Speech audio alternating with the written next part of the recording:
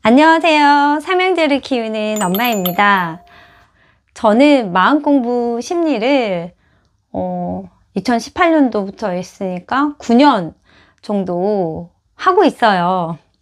그래서 그 마음공부에 대한 채널도 따로 존재하긴 하는데요. 오늘 이야기해 볼 부분은 트라우마 치유예요.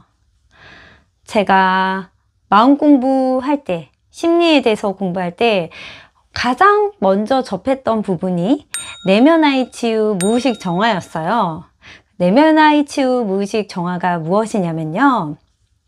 내 안에 상처받은 아이가 존재하잖아요. 그러면 그 아이를 토닥여주고 이해해주고 사랑해주면서 내 안의 상처를 치유해주는 거예요. 그래서 내면아이 치유, 무의식 정화가 거의 다 비슷하게 그렇게 내 마음을 치유하는 방법이거든요. 그래서 대부분의 마음 공부 하시는 분들은 그런 영상들이 굉장히 많기 때문에 그것을 먼저 하세요. 저도 2년 동안 굉장히 열심히 했던 것 같아요. 그러면 분명히 효과가 있거든요.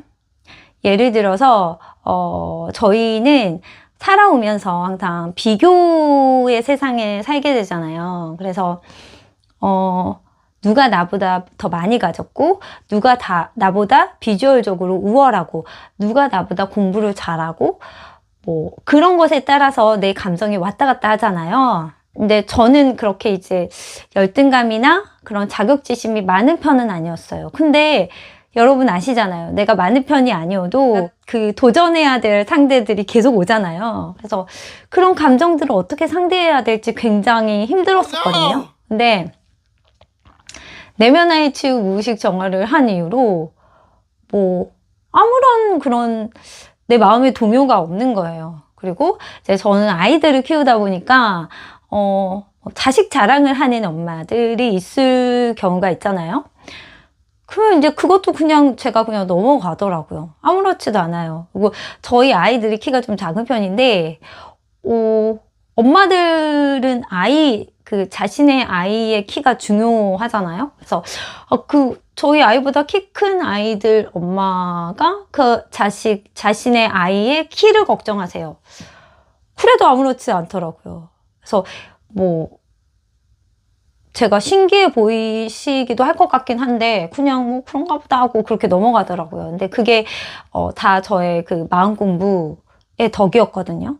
그래서 그 내면의 무의식 정화를 한 이후로 그런 마음에 동요되는 부분이 없어서 너무 행복했어요. 진짜 너무너무.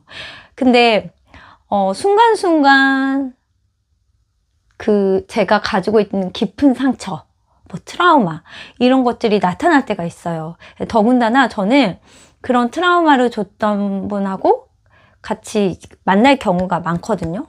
그러면 그때마다 그것들이 올라오더라고요. 그게 내가 그때 당시에는 그냥 멍하게 지나갔던 것도 그게 굉장히 몸으로 기억을 하고 있더라고요. 내가. 그래서 딱 그런 비슷한 상황이 되면은 몸이 딱 반응하고 감정이 확 일어나고 그러더라고요. 그래서 제가 나 분명히 이런 거 다 정화하고 치유한 줄 알았는데 왜 나타나지? 그랬거든요. 근데 이제 저는 사실은 그 공해 상태, 생각이 없고 분별이 없고 굉장히 순수한 아기 같은 상태가 거의 하루의 대부분이거든요. 그래서 이제 그런 마음들이 좀 많이 더 보여요. 그래서 왜 이게 나타나지? 되게 이상했어요. 나는 이걸 다 치유했다고 생각했는데, 근데 지금 와서 드는 생각이 그런 것들은 내가 없애려고 이렇게 막 집착을 부릴 필요가 없었구나라는 생각이 들었어요. 당연히 그것들은 나의 기억 속에 존재하는 것들이고 그게 그렇구나 하고 흘려보내야 되는 거였죠. 근데 감정이 일어나고 그 마음에 끄달리고 이제 그런 저의 모습이 싫더라고요. 그러면 그런 트라우마나 그 깊은 상처들을 어떻게 내가 다루어야 될까에 대해서 또 고민을 해보기 시작했어요. 그러니까 저는 T도 아니고 J도 아닌데 해결책을 찾다 보니까 심리도 공부하고 마음 공부도 하게 되고 그랬거든요. 그때 제가 F여서 그랬던 것 같아요. 그런 마음이 괴로운 걸 못 견뎌서. 근데 어쨌든 많이 비워졌고 정말 공이 됐다고 생각했는데도 올라오는 것들을 어떻게 해결하지? 라는 고민을 하게 됐었고 그러면서 다시 내가 한번 내 마음을 들여다봐야 되겠다라는 생각을 했어요. 그래서 제가 했던 그런 트라우마 치유, 그다음에 깊은 상처 무의식을 바라봤던 그런 방법을 알려드리려고 하거든요. 그래서 사실 이 작업은 정말로 최소한 한 달은 해야 돼요. 그리고 보통은 한 6개월 정도 해야 되거든요. 그러니까 우리가 정말 우리의 생각들이 켜켜켜켜켜켜 쌓여 있거든요. 근데 그걸 한 번에 없앨 수는 없어요. 분명히 우리는 한 번에 없애고 싶을 거예요. 한 번에 없애는 거는 불가능해요. 그리고 그 목적이 뭐냐면요. 그런 마음이 올라왔을 때, 내 마음이 이렇구나 알아봐주고 이렇게 흘려보내고, 또는 하루에 10번 생각날 거 한 번 생각나고, 그렇게 이렇게 굉장히 완화시키는 과정이 되거든요. 결과적으로 나의 목표는. 그래서 목표는 완화시키는 거예요. 그래서 한번 제가 했던 방법을 알려드리도록 할게요. 첫 번째 날, 두 번째 날이 다르거든요. 첫 번째 날은 내가 어떤 트라우마가 있다면 그때의 상황을 꺼내야 돼요. 회피하지 말고 꺼내야 돼요. 너무 힘들지만 어쨌든 꺼냈어요. 그러면 그 꺼냈던 그 장면이 있고, 그 장면이 나타나기 위한 전이 있었겠고, 전의 장면, 그 다음에 그 장면 이후에 후의 장면이 있을 거 아니에요. 그래서 사진이 3개가 딱 나타나요, 내 머릿속에. 그러면 그 사진을 떠올리고 그 사진을 각각을 바라보면서 내가 느껴지는 감정이 있고, 그 다음에 어떤 감각이 있을 거예요. 그리고 마음이 있을 거예요. 예를 들어서 너무 화가 난다, 너무 짜증난다, 아무것도 몰랐다, 바보 같다, 또는 막 몸 반응도 있어. 막 가슴이 쪼인다. 그런 모든 것들을 느껴준 채로 저는 불에 태워버리거든요. 그 장면들을, 그 사진을. 마음이 잘 안 지워졌다고 생각하면, 예를 들어 짜증난다라고 하면 짜증난다는 글씨를 태워버려요, 그냥. 그래서 그런 식으로 이렇게 태워버려요. 또는 블랙홀에 싹 넣어버리던가, 아니면 우물에 빠쳐버리던가, 아니면 호수에 빠뜨려버리던가, 그렇게 해요. 그래서 여러분이 편하실 대로 하시면 좋은데요. 저는 이제 불에 태우는 게 시원하더라고요. 왜냐면 어떤 부피가 있는 것도 불에 태우면 없어지거든요. 그래서 좀 시원한 느낌? 그리고 이제 만약에 나를 가해했던 사람이 있다면 그 사람이 없어지는 게 눈에 보이잖아요. 엄청 커다란 큰 존재였는데 걔가 없어져. 너무 시원하잖아요. 그래서 저는 불에 태우는 게 조금 좋더라고요. 그래서 어쨌든 그런 여러 가지 방법을 써서 나한테 제일 맞는 거를 사용하시면 되고요. 그 다음에 그거는 첫 번째 날. 그 다음에 두 번째 날은 어떤 걸 하시면 되냐면요. 두 번째 날은 이런 일이 있어서 내 감정이 그렇고 상대방에 대해서 어떤 느낌이 들어. 그걸 한번 이렇게 쫙 적어보세요. 그리고 나서 정말 안전한 곳, 나 혼자만의 공간에 들어서서 이런 쿠션이나 인형을 준비하세요. 그리고 이 사람이, 그러니까 내가 트라우마가 있다면 내가 피해자여서 상처를 받았다고 생각해서 트라우마가 있는 거잖아요. 그래서 가해자가 존재하잖아요. 그러면 그 가해자가 쿠션, 인형이라고 생각하고 정말 때리고 싶은 대로 때려도 되고, 하고 싶은 말 다 하세요. 욕하고 싶으면 욕해도 되고, 정말 하고 싶은 말 진짜 다 하세요. 정말 속이 후련하게. 진짜. 그래서 내가 하고 싶은 대로 다 하는 거예요. 왜냐면 안전하거든요. 그 사람이 진짜 존재하지도 않고, 실제로 지금 현재.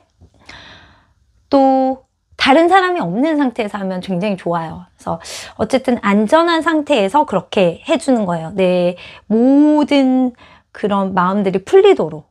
이게 내 마음속에 이게 담아두고 있으면 스트레스 때문에 병에 걸리고 있죠, 저희가. 근데 그걸 다 해소를 해주는 거예요, 그냥.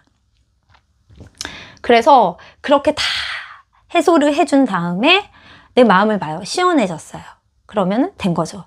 그리고 혹시나 그 사람뿐만 아니라 뭐 오늘 내가 쌓였던 감정이 있을 수도 있잖아요. 그래서 뭐 우리 아이한테 너 오늘 왜 나한테 짜증냈어? 그렇게 하면서 우리 아이라고 생각하고 하셔도 돼요.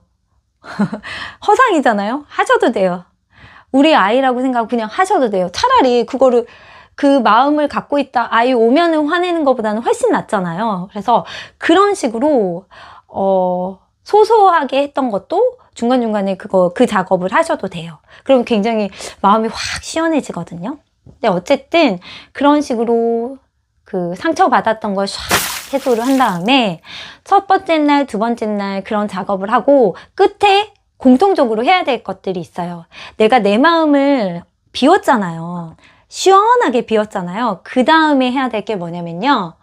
마음을 긍정의 힘으로 채우는 거예요. 저는 이런 말을 많이 하거든요. 나는 소중한 사람이다. 나는 존재만으로 소중한 사람이다. 나는 사랑스러운 사람이다. 나는 부자다. 우리 아이들은 야무지다. 나는 우리 아이들이 야무져서 기분이 좋다. 그리고 우리 아이들이 키가 좀 작은 편이거든요. 그러면 우리 아이들은 키가 크다. 그런 식으로 긍정적인 말과 내가 됐으면 하는 그런 끌어당김을 하고 싶은 그런 말들을 저는 쭉 적어요. 그래서 그 A4 한 페이지에 적거든요. 그리고 내가 소원을 다 빌었어. 그러면 반복해서 적어요.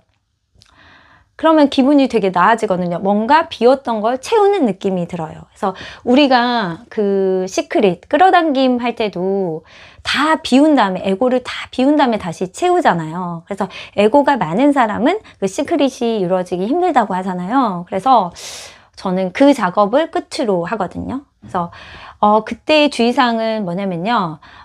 항상 현재 형태로 써야 돼요. 우리 아이가 키가 컸으면 좋겠다라는 거는 키가 작다는 말이에요. 그래서 우리 아이는 키가 크다, 현재 형태.